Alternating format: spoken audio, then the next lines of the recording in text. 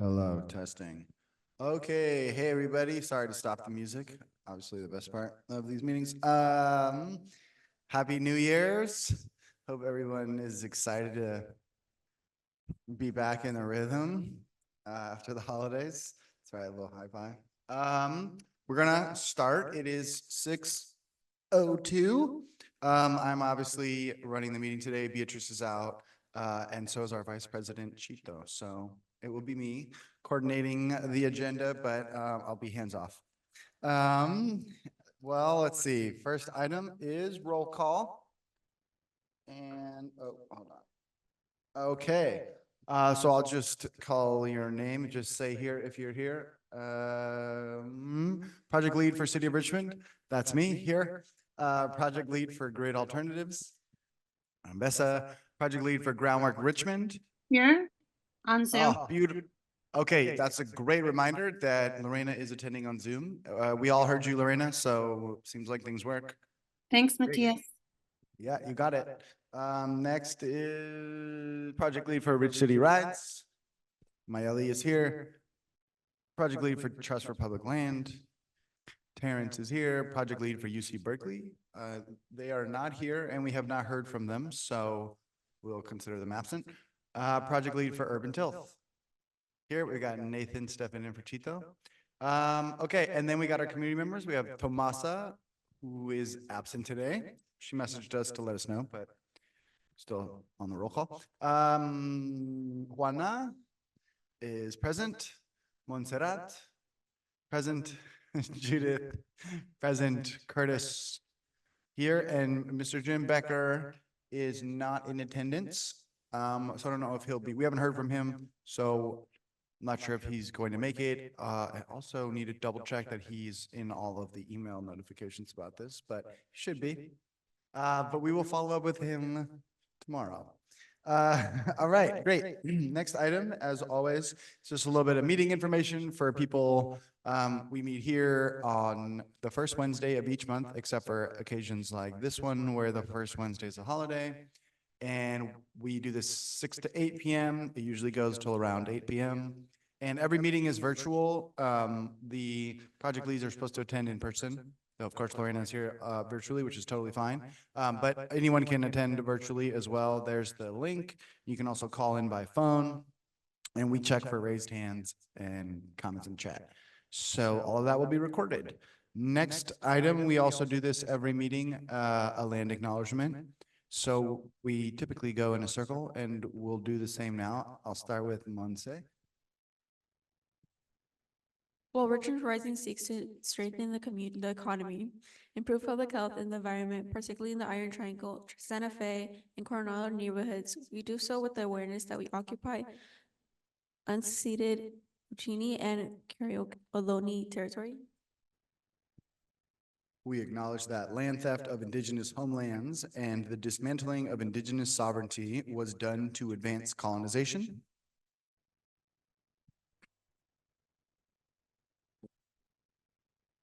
Sorry, you guys, I forgot my glasses.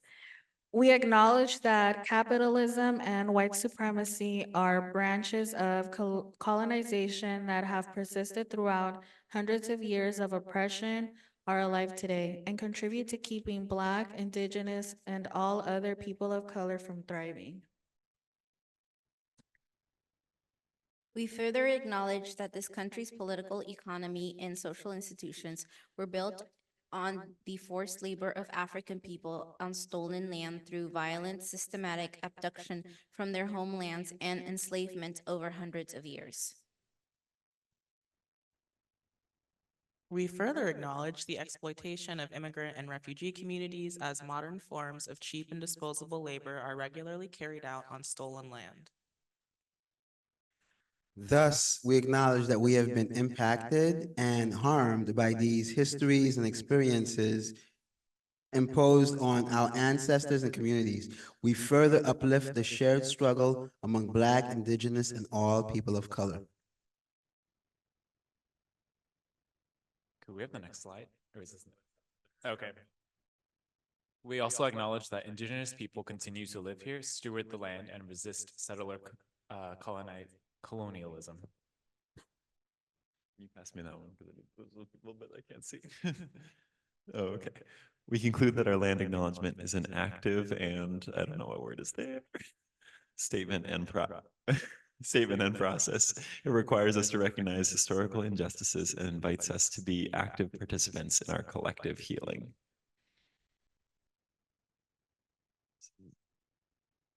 That's the idea. It's all good. Evolving state. Okay, thank you for that.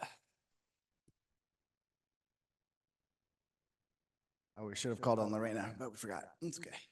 All right, next item is just a brief overview for anyone who's new to this. It doesn't look like anyone's new, but we'll do it for people who watch the recordings. Richmond Rising is a group of the city of Richmond and 6 local organizations that are known together as Richmond Rising that received a $35 million grant from the Strategic Growth Council to bring a variety of health, economic, and environmental programs to the project area, which is the neighborhoods of Iron Triangle, Santa Fe, and Coronado. And like I said, it's supported by the Strategic Growth Council.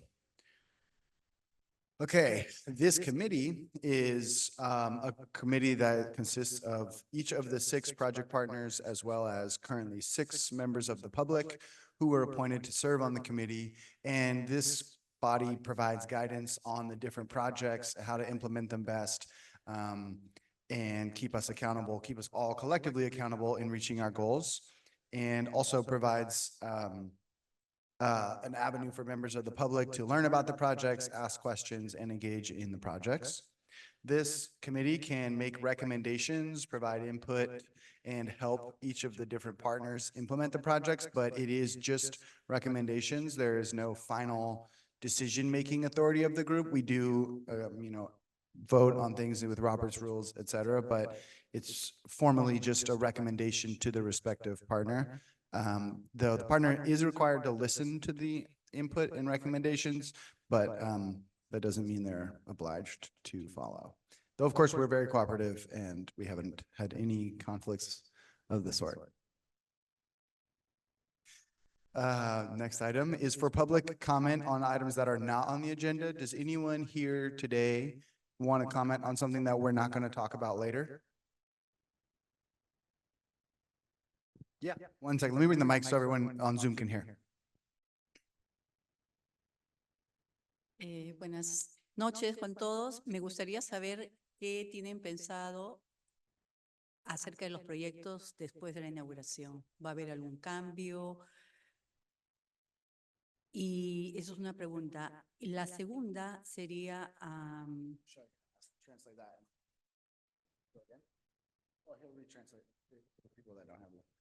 The question, I believe, was what are we envisioning will happen to the projects after the project is over? Is that correct?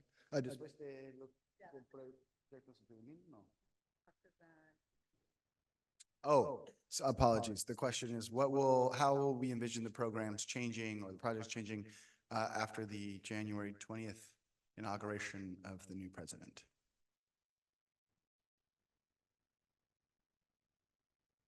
Well, I'll say, and I would definitely would love everybody to comment on this. I will say on the contracting side, nothing will change. So we have the money, we have the programs, and they are not going to change.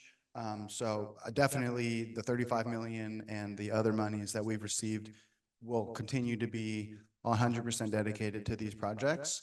But I would love to hear other people's thoughts if this has come up. We did discuss a little bit last time regarding the solar. But if anyone has comments in response, it's of course important right now. Okay, I see no comments, but yes, just to emphasize, we're definitely not changing our route. And then there was one other question. pienso que podría haber algún impedimento en conseguir más voluntarios, ya que se especula que después del 20 de enero van a haber algunos cambios y de repente algunos arrestos con relación a los inmigrantes. Okay, I believe the question was, you think that there's going to be additional volunteers that want to engage in the projects once the election happens? Which is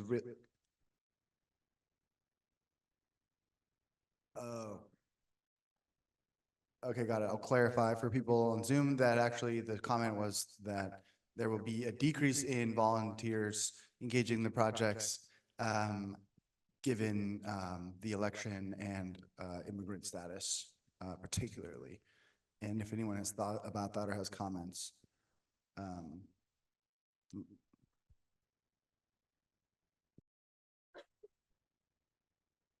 Not if we have anything to do with it, because like we were granted to do this work, knock on wood, and so we will continue to pursue doing this work and getting the volunteers we need, and that's what we need to actually confront the new regime. Anyway, I won't say anymore.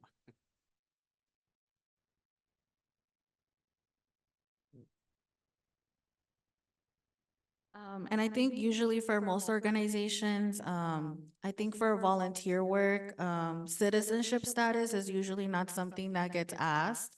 It's really normally just your name, your date of birth. So citizenship question is not really a question that should be asked. And I feel like if there is a person, it's not something that they need to disclose unless like they're actually applying for a job. But I think volunteer work is excluded from having to ask that question. So that also protects the individual's information.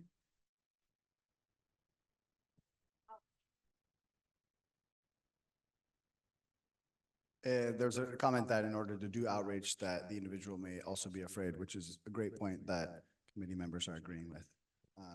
Yeah, and I'll say we do with all our projects, try very hard to always think of like how it would be impacted by immigration status, and if we can remove that, we definitely do. Some of it, like some of the employment stuff is harder, but we are definitely aware of that also. And Salma has something to say.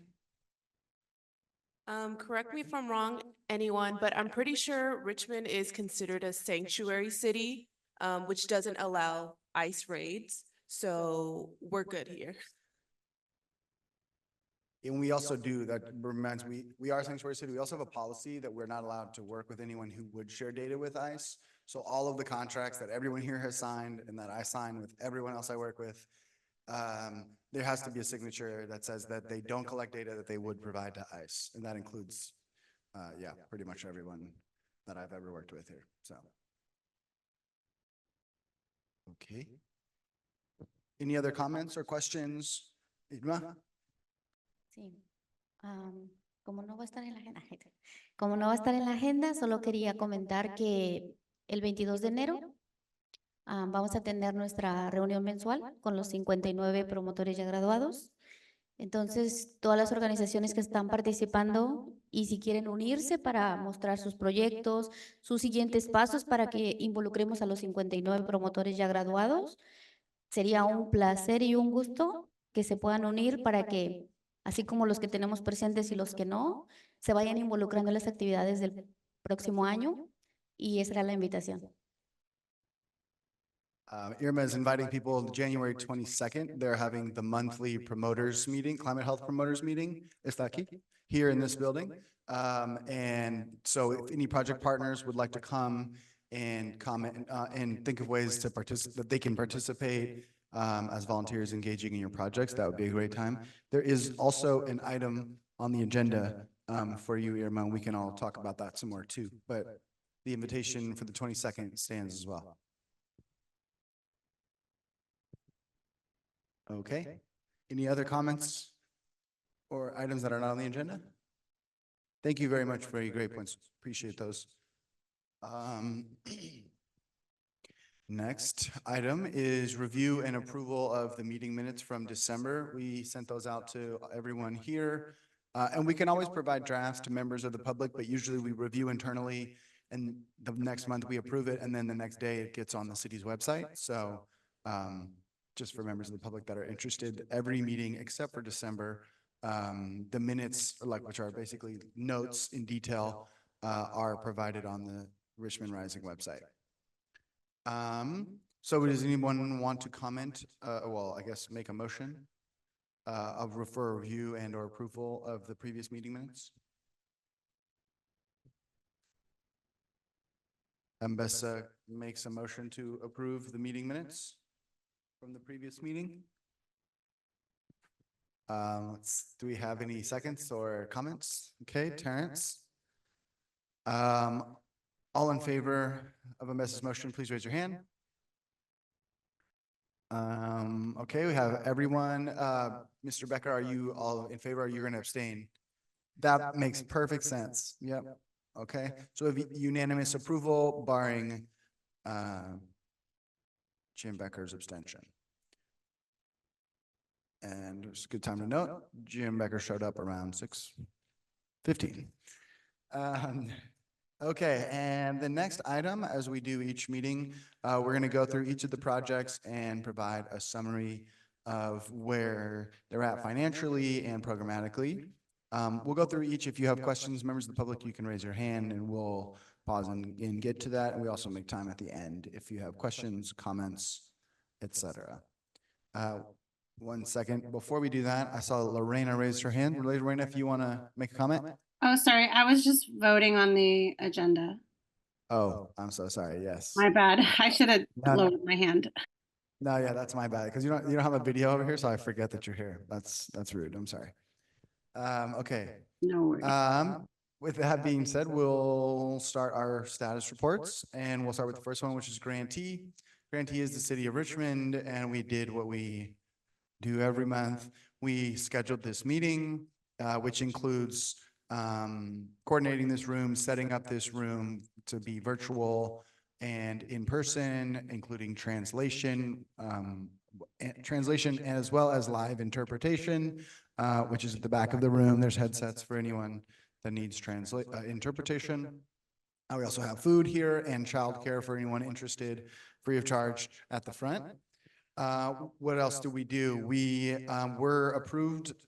This was kind of a 2-day process, but basically we were approved today for invoice 7. Though that being said, everyone here has been paid for invoice 7. This was really just the city being paid back for paying y'all, but we were approved.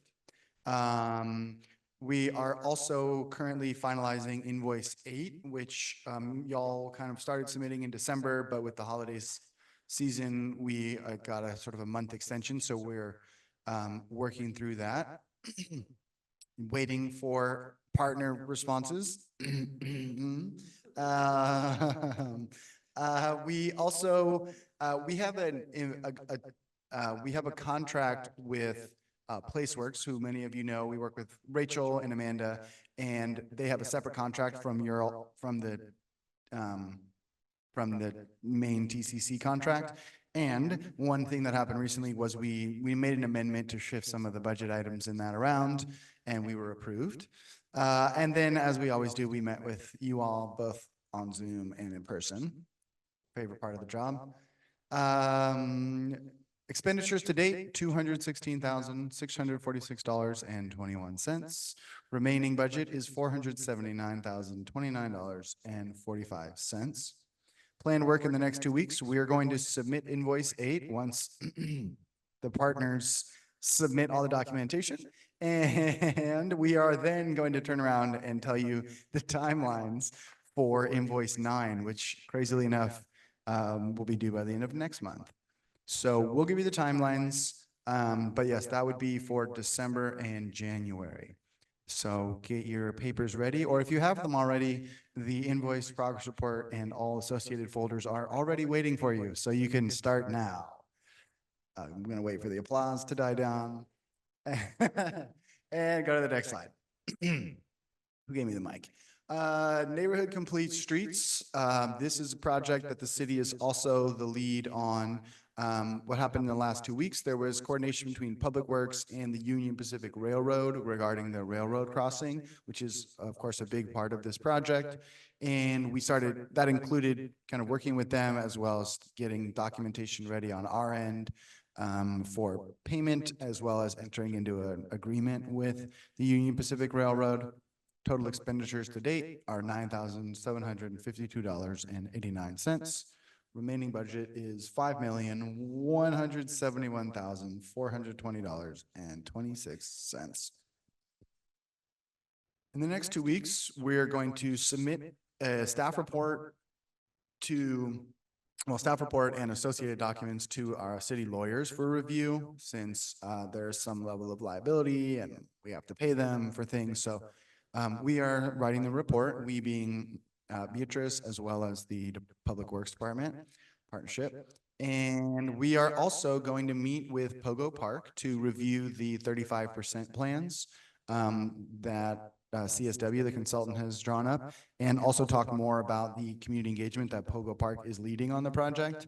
They've been doing a lot. We've met with them before, and we collected a lot of their information. So we're going to go back to them with the 35% plans and kind of talk about next steps. That will be, I think, on the 22nd, but in the next few weeks. The next item is Richmond Wellness Trail, so I'm going to pass the mic to Terrence.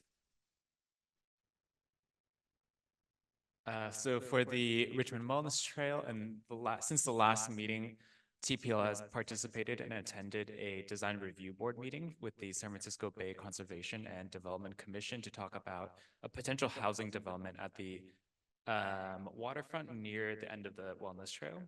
We've submitted another grant application to the Municipal Transportation Commission, MTC, for additional project funds. And as usual, we've coordinated meetings with project team and external stakeholders. We continued planning and coordination of the project, as well as community engagement. Not TPL, but the city is also working with us to get agreements for the Union Pacific Railroad crossing as well, since we also cross over the railroads. Total expenditures to date is $42,500, and we have 4.7 million remaining. In the next 2 weeks, we plan to continue design work and community engagement planning and permitting coordination work.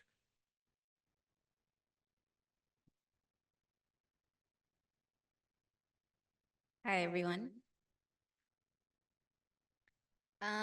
The work completed for the e-bike lending library. Currently, we're in the process of designing our branding for the e-bikes. And the work to be completed within the next 2 weeks is that we will be doing outreach at the upcoming MLK event with Urban Tilth and all of our other wonderful partners.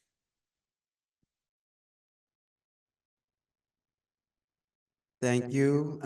For the Resilient Homes team, the work completed since our last meeting have been, we've installed batteries, solar batteries for three of our projects as part of a pilot program that we're doing with solar batteries with the solar. So we completed three and just been working around the findings for those. We have been in meetings with the City of Richmond team to strategize around different funding opportunities for leveraging for our professional services, and that includes like roofing and MPUs for solar, and just strategizing ways to guarantee that we'll have those.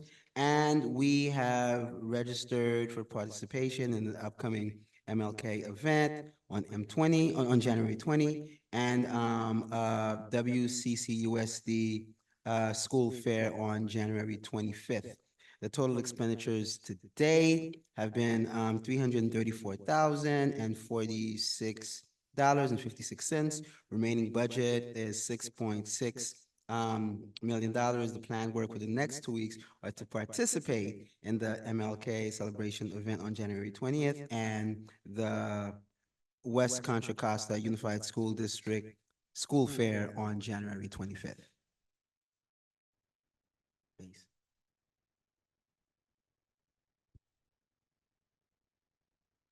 Hey everyone, I'm Nathan with Urban Tilth. For our basis of relations work, our water conservation work, we are starting to do some water catchment systems, doing some pilot projects to develop our crew's skills in installing these water catchment systems, and also installing them for, hopefully installing some for local residents this year. We've also continued to install drip irrigation systems, water saving irrigation systems for Richmond residents in the Iron Triangle. And those three systems have about 33,000 gallons of annual water savings. The total expenditures to date are $174,570. and the remaining budget is 1,506,133. As we mentioned, continuing those water catchment system designs in the next couple of weeks. We're also doing a lot of work to grow drought tolerant native plants, California native plants, and offering those as well to homeowners as part of our water conservation installations. Continuing to do those drip irrigation system installations, usually replacing homeowners that are irrigating with a hose or less efficient systems. And then, yeah, also working on a one home that's going to have multiple types of systems involved, including laundry landscape, drip irrigation, native drought tolerant plants. All right, can go to the next one. Hello, everyone. Lorena Castillo with Groundwork Richmond. I apologize for not being able to be there in person today, but happy to report on some of our updates. We have planted 10 new trees for a total of 85 trees. We've kind of slowed down these last couple months. We were completing our match project. So for tree planting, and so we will be picking up the pace on our Bosque del Barrio tree planting here in January.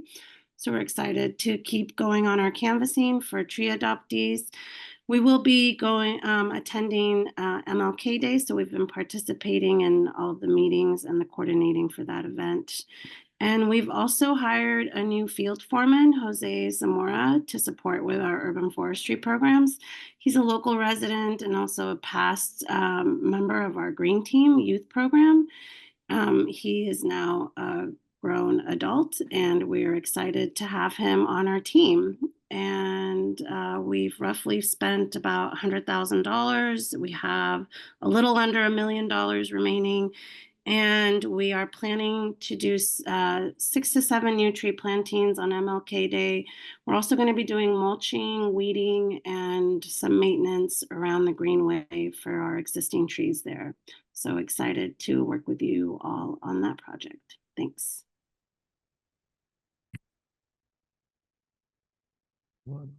Talk about the ADA accessible garden.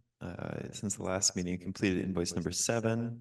About $46,000 in expenditures to date, and $908,000 remaining in the budget. And we're working on permitting with the city of Richmond for construction of that ADA accessible garden on the Greenway. Orchard for All, work completed since last meeting. We created our 2025 intake forms for tracking participants. Started the fruit tree order for the 2025 fruit tree giveaway, which is our big event, giving lots of fruit trees to community members. We created a landing page for Orchard for All on our website, and there it is.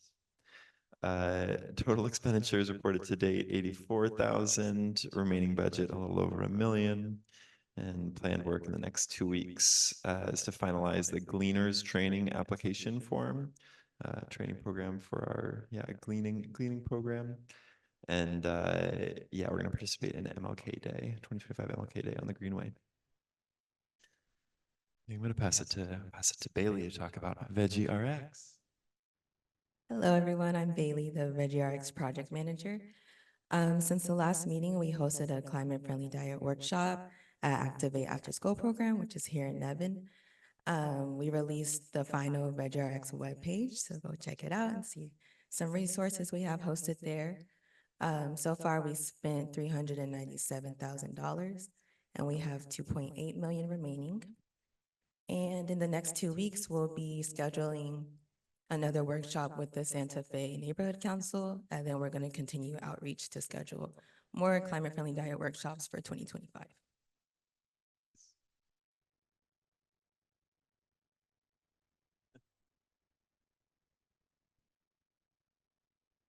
Okay, the last project is the e-bike share program with Ride Today. And work completed since the last meeting, mostly just continuing maintenance and operations of the existing bike hubs.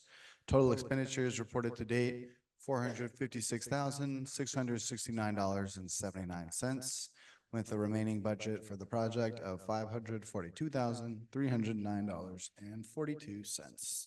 Plan work in the next 2 weeks. We're working to schedule a meeting with Ride Today and city staff to discuss the program, including the recently awarded ECIA Transportation Committee funding of $400,000 in addition to the TCC money, as well as just the ongoing project in the project area, and also coordination of data and reporting. That's part of that. And then we also have 4 plans that we're working on.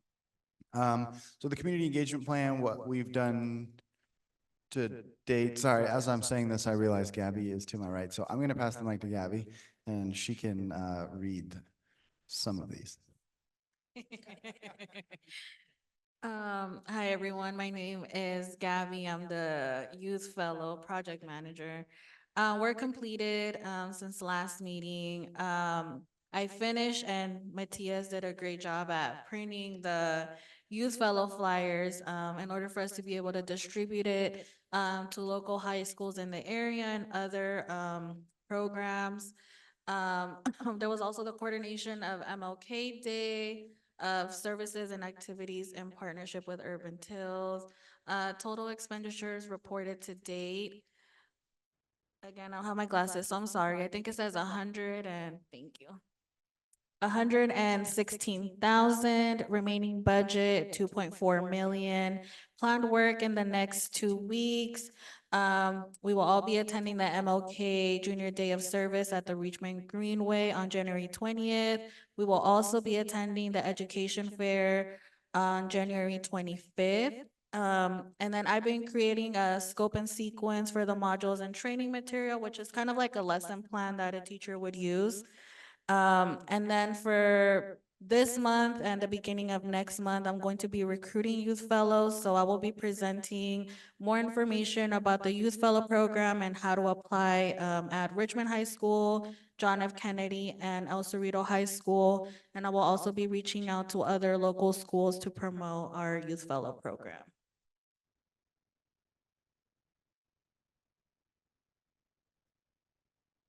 The next project is the Displacement Avoidance Plan, which has 5 different sub-projects, some of which are active and some of which we're still waiting to begin.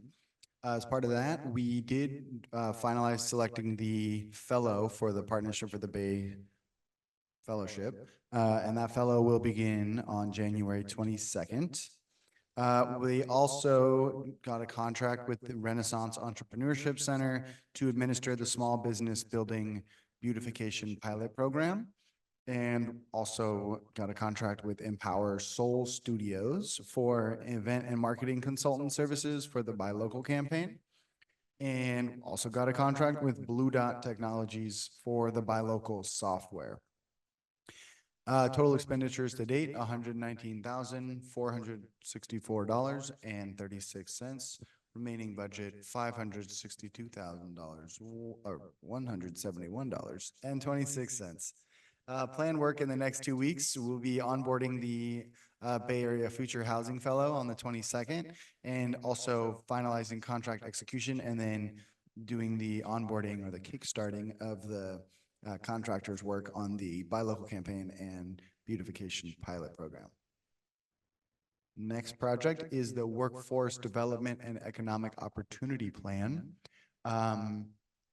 So on that, the city and all the partners reviewed and provided comments to the Glenn Price Group, the consultants that were working on that, to finalize the place-based workforce development plan. And then we submitted that plan to an agency for translation. It's pretty close to done. There's a few minor revisions we want to make to the plan, which we're then going to make to the translation of the plan. And then it will be ready for public viewing, so to speak, public review. Total expenditures to date on the project are $33,563.02. And remaining budget is $1,444,244.72. And planned work in the next 2 weeks. We're going to, like I said, finish the English and Spanish versions of the plan and publish it. And then also, we have Alex here who's going to talk a little more about the grid alternative side of the workforce project. Thank you. Hi, if anyone hasn't met me, my name's Alexandra Shade. I'm the Workforce Development Manager for Great Alternatives. So I work with Ambessa, but in a different department. So my focus is on job training. And I'm excited to announce that we've officially started recruiting for our solar training program as part of the Richmond Rising project. So this is a 5-week-long training program. It's called IBT 200, which is Installation Basics Training 200. It's a solar training program, but it also covers electricity basics, construction basics, safety, and employment readiness. So I have flyers that I want to distribute. I've had some here. They're on the tables. I also would like to share flyers with our partners. There are very minimal requirements for the program, but you do have to be 18 and older, and you can see all of the full details of the program on the flyers. So I'll share those. I also have a sign-up list with me, and there will be a sign-up list available on the Richmond Rising website as well. Those are my main updates. And also I'll be here to answer any questions that people have. I'll also send that out to the listserv maybe, so that can spread the word some more. Can you tell us how many seats there are?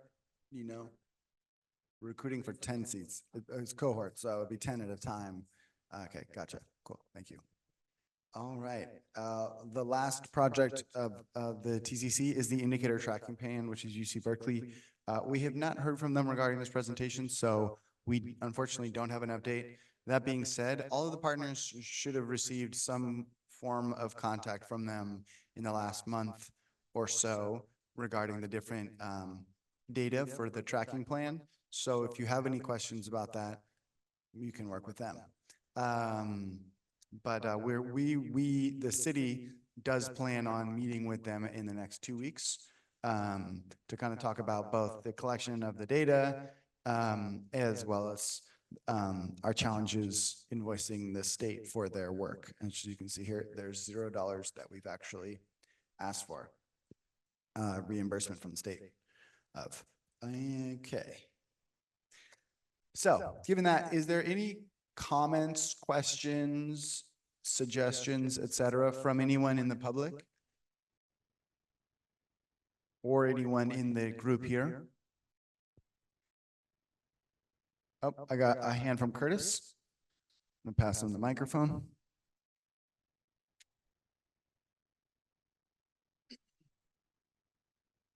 Perhaps I missed this, but with the e-bike incentives, how is that project coming along with the vouchers? Okay, we'll give the mic to the perfect person to answer that question, Salma.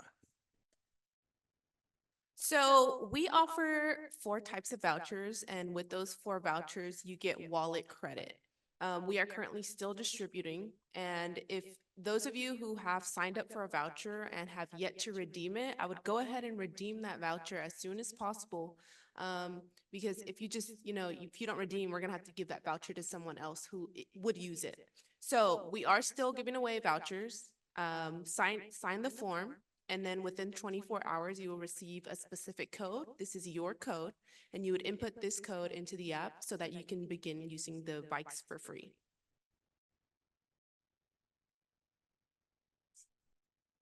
Any other questions, comment? Yes, the idea. This is a question, clarifying question about the area, about the vouchers, and the answers that you have to live in the project area of Iron Triangle, Coronado, or Santa Fe to, live, work, or study in the project area in order to qualify for the vouchers. And I have another comment from someone in the public. ¿Es por the Great Alternatives Fund? ¿Para ellos? ¿Para ellos el Great Alternatives? You want for Alex? Yeah. Okay. Sorry. Do you have space for English or Spanish, or only in English for? Can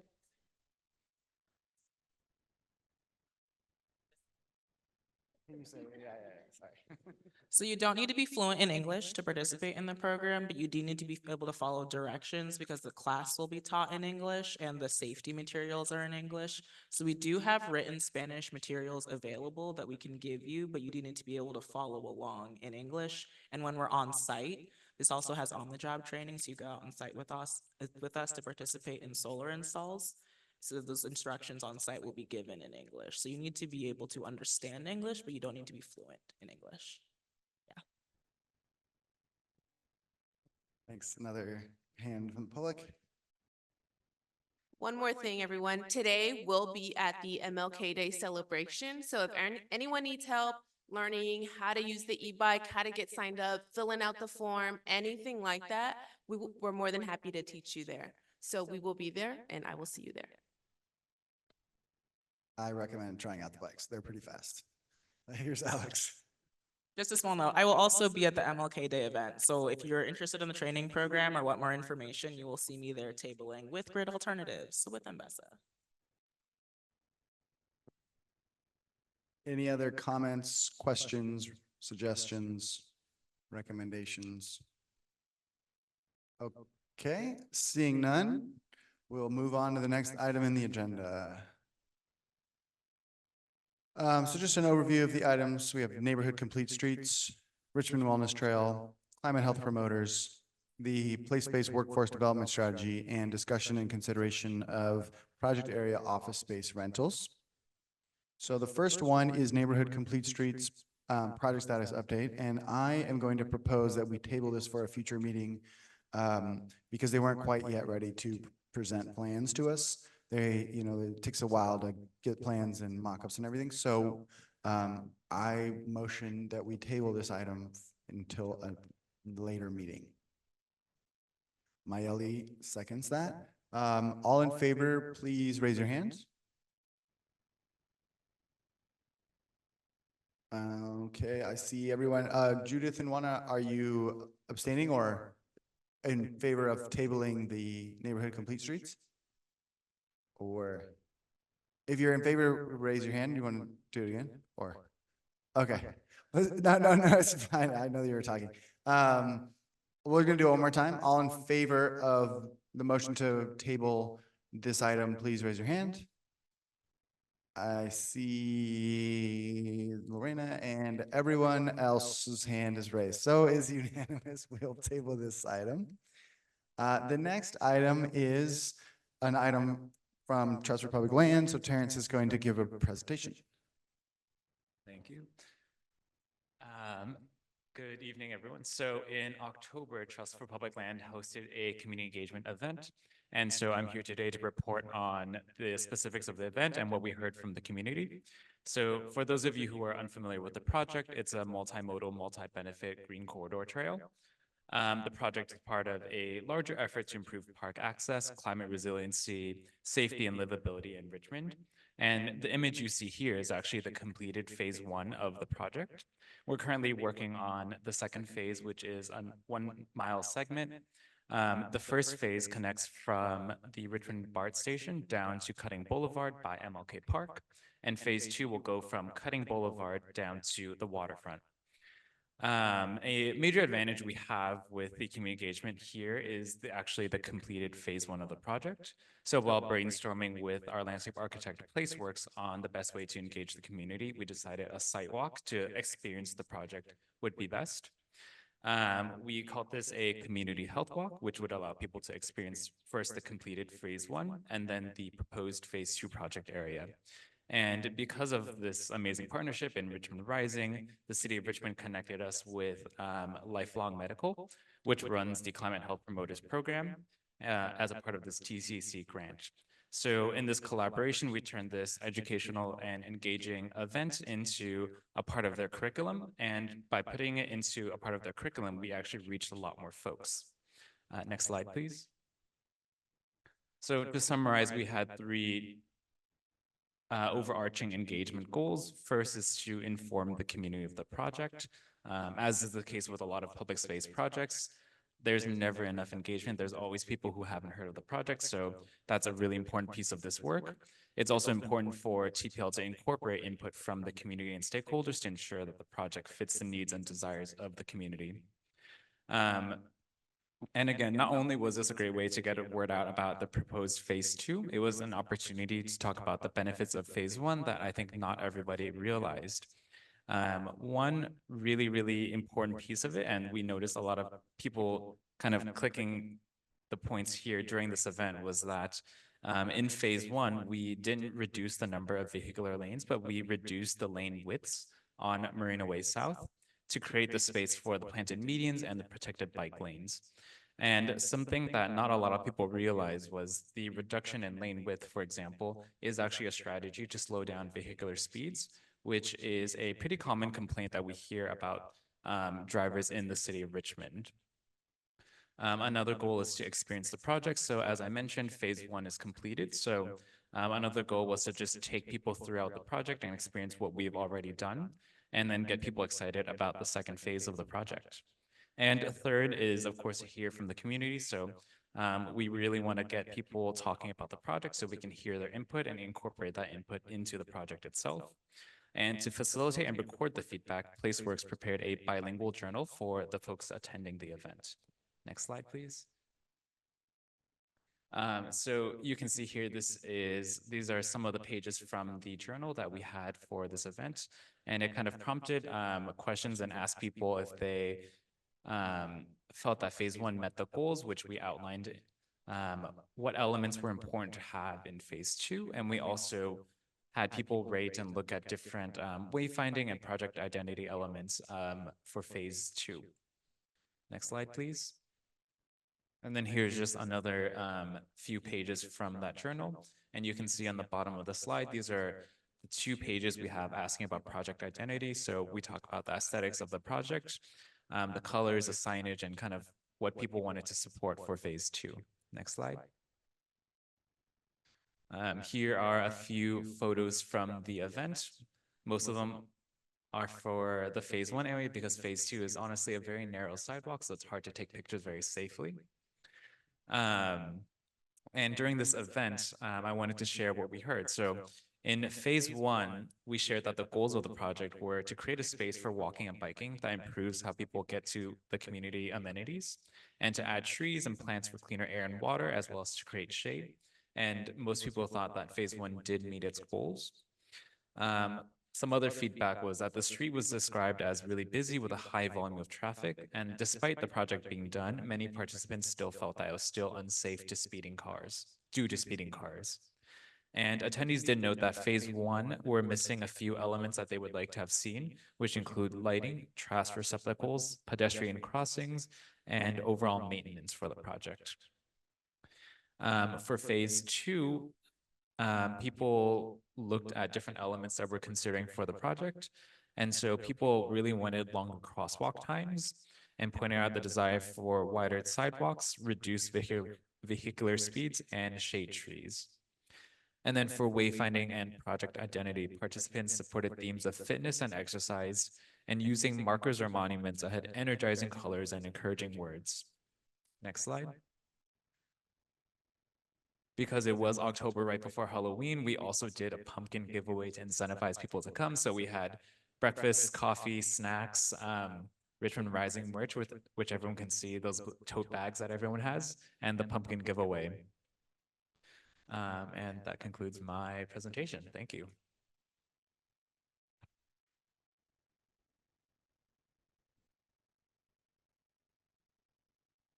Are there any comments, questions from members of the committee? Or members of the public? Any questions or comments? I see Alma smiling. Irma did a great job. Irma was there running a great show. She's laughing now because she knows it's true.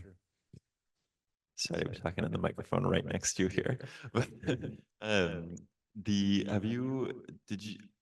when we've worked there, we've heard feedback about people not being able to get their trash cans out to the street. Maybe you're already aware of this feedback. Okay, it's all a thing. Yeah, that was something we heard from people in that neighborhood. They couldn't get their sidewalks out or their trash bins out to the street over the bioswales there. Anyway. Yeah, so that is feedback we did hear from the community for phase 1, and TPL kind of is looking at different sources of funding and design solutions to kind of address that issue. Okay, thanks. Any comments, questions? Oh, okay, one comment or question. Solo quería dar seguimiento a lo que mencionó. Como 3 reuniones atrás, se había mencionado que ustedes iban a platicar con los de la ciudad para verificar cómo se iba a ejecutar lo de las limpiezas y las calles. Solo quería saber si lo hemos verificado. Irma brought up that 3 meetings ago, we mentioned that we wanted to have someone from the city, from the Public Works Department, come out and talk to us a little bit about how that works as far as maintenance of the bike path, like trash and things like that, which is something that we haven't scheduled yet because we've been working on the end of the year stuff, but we are definitely still doing that. That's on our larger list to get someone from the city to come and talk to us about how it works and especially how they can take recommendations, I remember from that meeting, but definitely that's a good reminder to do that. Since that was a comment was brought up a lot about trash and even like plants that were kind of in the bike path and on the street next to it and who would take care of those, was brought up a lot. So it's a great point. Thank you, Irma. Not at the next one, but after that though, for sure. Okay, any other questions, comments, etc.? Okay, moving right along. Next item is Irma's. This is just going to talk a little bit about the next 2 cohorts of the Climate Health Promoters Program and try to make some space for all of us to kind of think about how we as project leads can come up with projects that the climate health promoters can work on. There's 2 cohorts. Each of them are 30 people each, one in English, one in Spanish. So there's lots of different volunteers.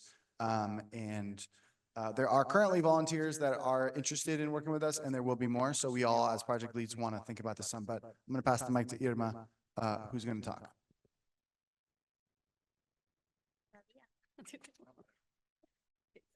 Ok, está bien. Me disculpo otra vez porque voy a hablar en español, pero como ya saben, me siento más confortable si hablo en español.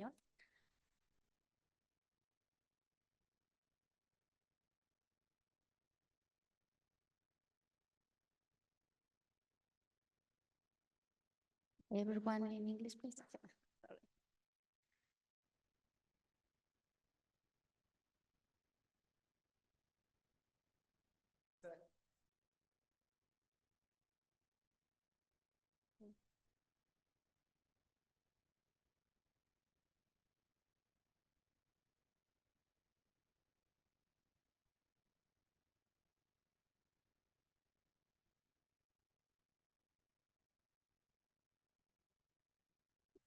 This is nice and easy and quick.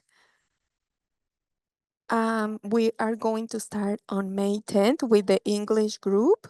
That would be the first session for the third generation of these promoters. And all of you can get involved and participate with our group if you know somebody who's interested.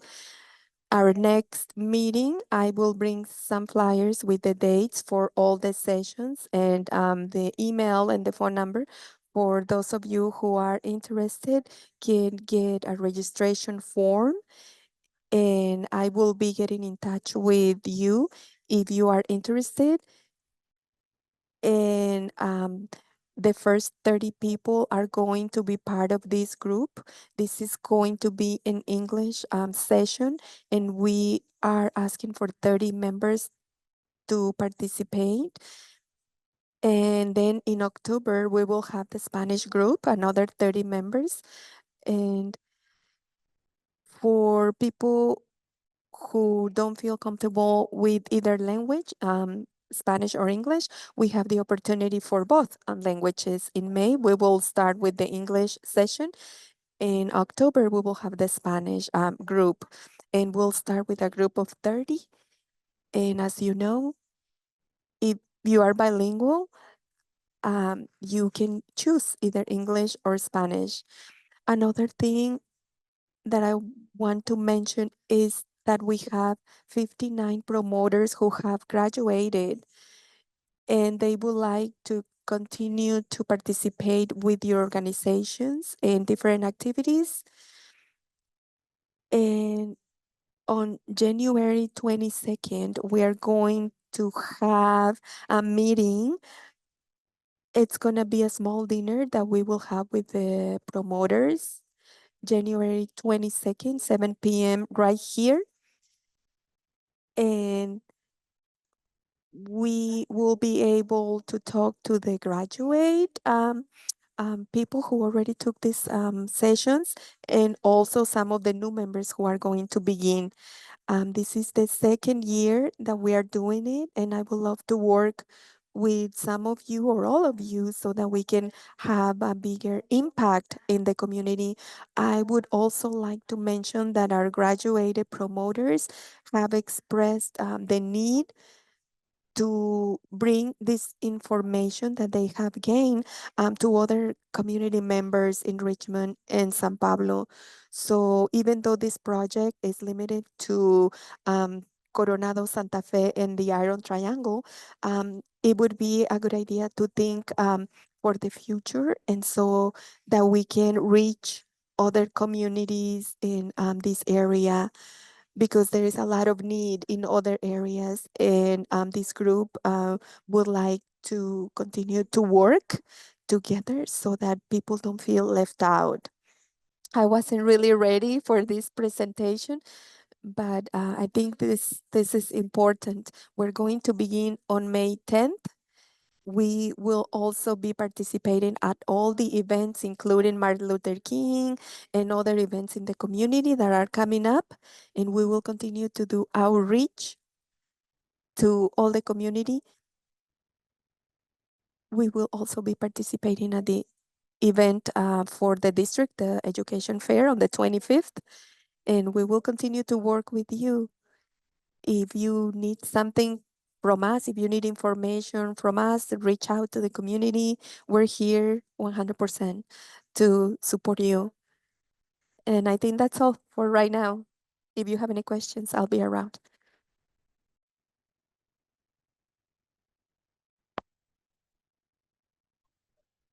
Bit of time to try to think through how we can work as individuals and our individual organizations and as a larger collaborative to get them involved in things. So I had a question for you, maybe just to help us think through it.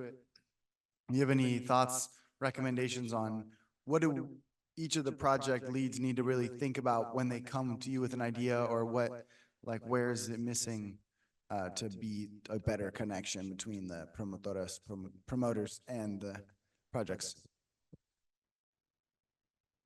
La pregunta es para los nuevos.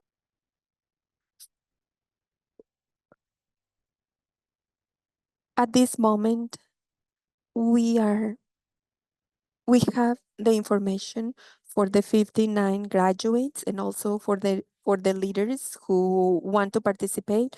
Unfortunately, the communication has not been constant. We received some information from the Complete Streets project, and the leader contacted me so that we can have access to the promoters who are joining that project. We also received information from other leaders from the projects, and they were asking questions about how they can join. I am the only one who's been communicating with the promoters and with the leaders. And in May, we will have the following. For session number 7, we will talk about a project in which each organization will work with this group for 4 weeks so that they can work on the project. I will step aside. I will let the leads work with the group so that they can have those 4 weeks to work with them, and we will be graduating. The official graduation would be in June 12th, and in our session number 7 would be the date when I will let the group work with the leads for each organization. And on July 12th, we will have the graduation and we will see the results of this work.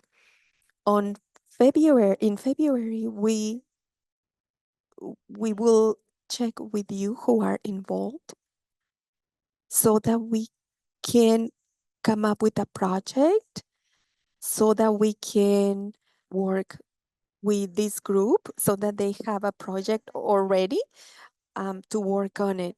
So this new group will have a new system. And what I want to see is that the 59 graduates and also the new ones who want to volunteer so that they will have projects to work on with the leads of these organizations. And I think that this new group will work in a better way. And those 4 weeks that you will have the opportunity to work with them, it would be great to achieve what we want to see in the project. And we will talk more about it in our next meeting. Again, the date for the graduation, is it June 12th or July 12th? Okay, thanks. July. And something I also want to add is just something that's really important is that if you're not sure that you can actually host volunteers, then be clear on that up front. It's harder if they are planning that you'll be able to accommodate volunteers and then you can't because they could have shifted the volunteers somewhere else and then it's too late. So really, when we start coordinating on what projects the volunteers can work on, really try to think about it before you commit because that does make it harder and could have more volunteers doing other things if we knew ahead of time, if we know ahead of time. And Ambessa's got his hand raised, so I'll pass him the mic. So for the terms of the volunteers when they're working with each group, is there a set amount of hours that they're capped at per week to work with each group, or is the structure all set up yet that you know? Yes, we work with Veggie, and our mission ends on July 12th. They graduate, they have the training, and they have 8 extra hours that they need to complete as volunteers after they graduate. After that, if they desire to continue as volunteers, you as an organization should have a plan ready for them in case they want to continue with their volunteer work in the community. Once they graduate, they know that they still have to give 8 more hours as volunteers.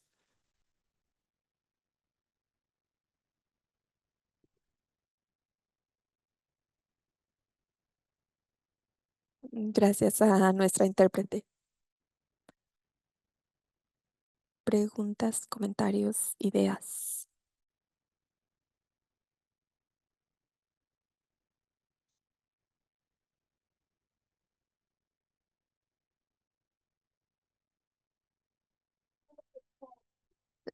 To add to what Matthias said, it's very important what he said. February 2nd, no, at the February meeting here, I would like that those of you who are going to participate in the project, if you can bring an idea of the project that you are thinking to develop, because on May 10th, if you want to participate, you should come to the first session so that you can start working with the group. The invitation is for you to come to session number 1 on May 10th. Then on July 10th, we'll be graduating. That way you have a month to develop your project so that you can use the volunteers. And this is for everyone who would like to participate. And it's important to be clear, because when we work with the promoters, we tell them about your organizations, each one of you who's participating in these projects. And if some of you, for some reason, don't want to participate, it's important that you let us know so that we can let our promoters know as well that some organizations might not be part of the projects, because sometimes they might be asked, oh, but if, for example, if Great Alternatives is part of the project, why aren't we working with them? So I need to tell them that you're not participating. So it's important that you let us know. Okay, seeing no other responses, we're gonna give Irma a round of applause. And we're gonna go to the next item, which is a presentation on the workforce development strategy.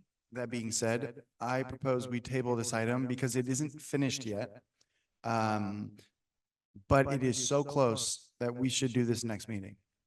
So I move that we present the findings and recommendations from the report at the next meeting, which would give us time to put it on our website, send it out in an email, have all the partners, really look at the final document, have the Spanish version be the same, et cetera. So that being said, I motion to move this to the February CSC meeting. I see a second from Mbesa Cantave. Sorry about that. I do that. And with that being said, we're going to vote on the motion to table this item. All in favor of tabling this till next meeting, please raise your hands.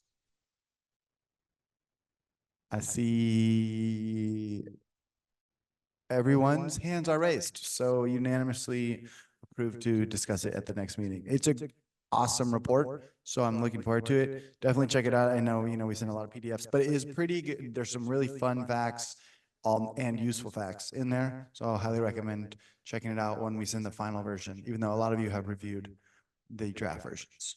And the last item on the agenda is discussion and consideration of a project area office space rental. So part of the community engagement plan includes rental of an office for the length of the grant that is in the project area. The idea with that being primarily that we are available directly and most easily to members of the community by working in the community, and also having a home for the youth fellows to work from. And so now that the Youth Fellows program is kind of getting ready to start, we are starting to think about what kind of office space we might want to rent. So we wanted to bring it here for discussion because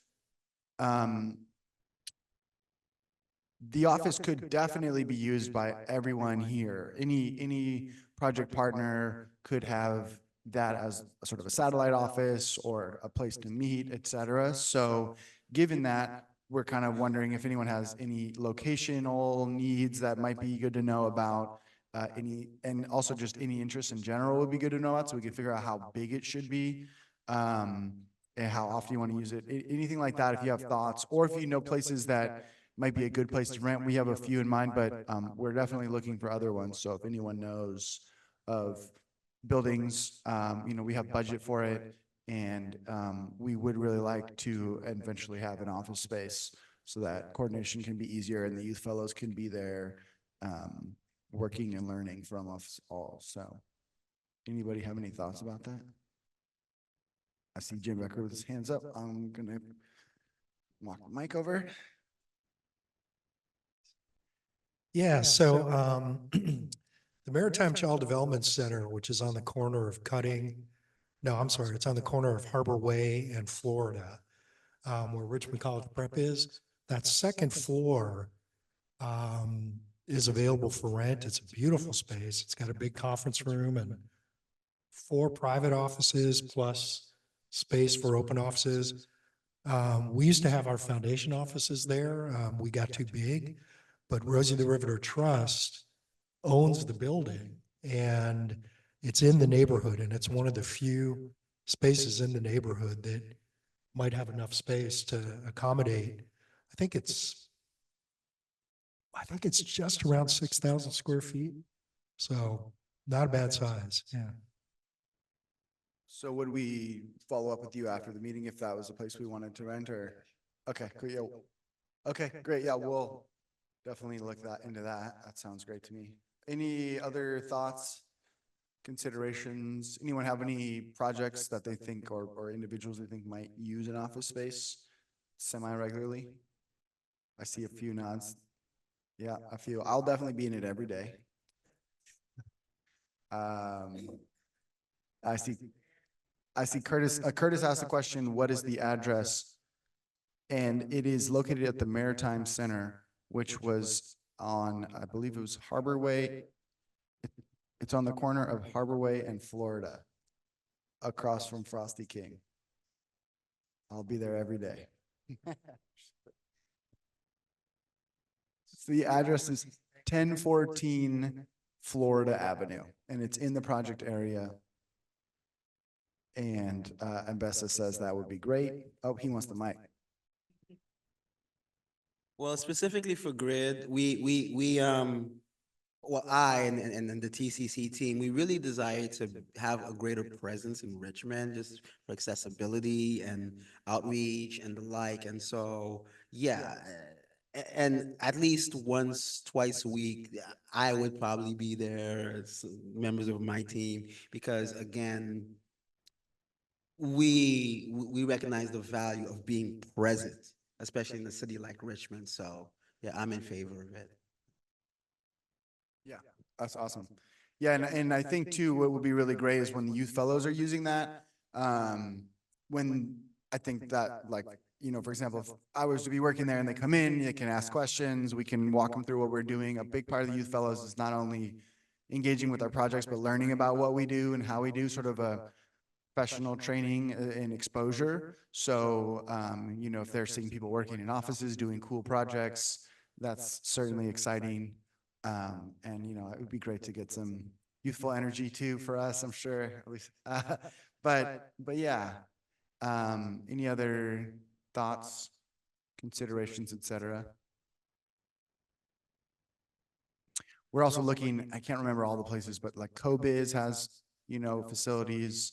It's definitely, it's a great community organization. It may not be the best for us given how many fellows we want and how often they would use it.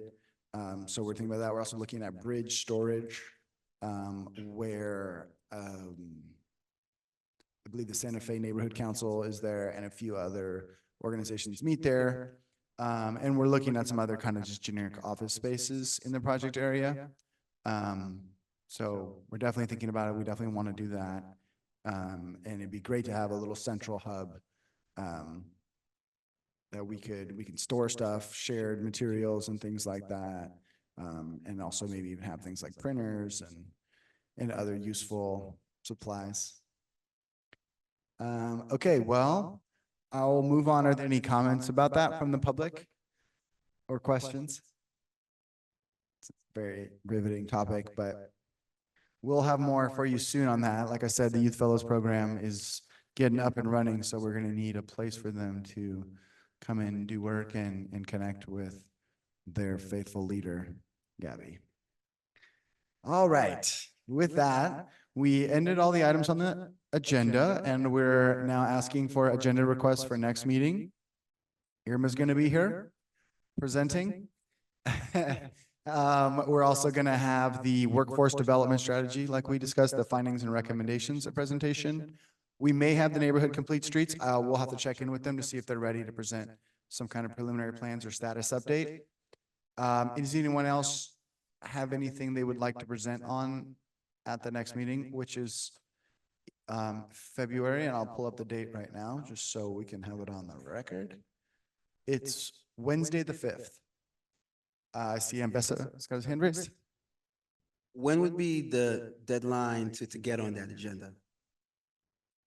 Great question. So we send out the agendas. I mean, you can just send me an email at any time. We send the email with the preliminary agenda to all the committee members 10 days ahead of time. And then we post to the city's website 5 days beforehand. So usually that's basically, we posted the Friday before the meeting. We like to stick to that, like basically the Friday before the agenda is finalized. So members of the public who would be interested in things can look at the agenda and decide if they want to attend or not. So I would say probably a week before, like the Wednesday before would be a good time to email. But again, we'll email out and stuff like we always do. But yeah, I would say a week to 5 days is kind of the shortest heads up. Any other items? I will make a note to myself to look into who might be the best person to come from Public Works to talk a little more about the maintenance of trails, and kind of the question from the climate health promoters and the Richmond Wellness Trail Walk. But that may not be next, that will not likely be next meeting, but I'll start identifying the right person for that, because that is definitely comes up a lot, and it would be good for us all to be on the same page with that topic. Okay, no other agenda requests. Like I said, we'll send an agenda out no later than 10 days before the next meeting. This is the section for general announcements. If anyone has anything they want to share, this is the time. The only thing that I have noted here is the Martin Luther King Jr. Day of Service at Richmond Greenway. It's going to be a ton of fun. Everyone's going to be there. I've heard it's the best event in Richmond. From very biased individuals. And that's going to be great. There is some other things the partners are doing, but anything anyone wants to share? We got Monse. Oh, there's a question. What time is the Martin Luther King Jr. Day event? And the answer is 9 a.m. to 1 p.m. And the next question is, where is it? And the answer is the Richmond Greenway Trail, though that is a big trail. So I'm not sure where specifically.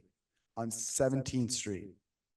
Does anyone want to talk briefly about what they could expect if they were to attend? I see Nathan waiting to tell us the urban tilt ref. Yeah, sure. Yeah, the MLK Day, I think it's Day of Service. We'll be caring for the Richmond Greenway, taking care of the space, and also gathering and hearing about all the amazing work that everyone's doing. So a little bit of opportunity to do some hands-on work to care for the green spaces on the Greenway, and then also some just opportunity to gather and be together for that day and celebrate the legacy of Dr. King.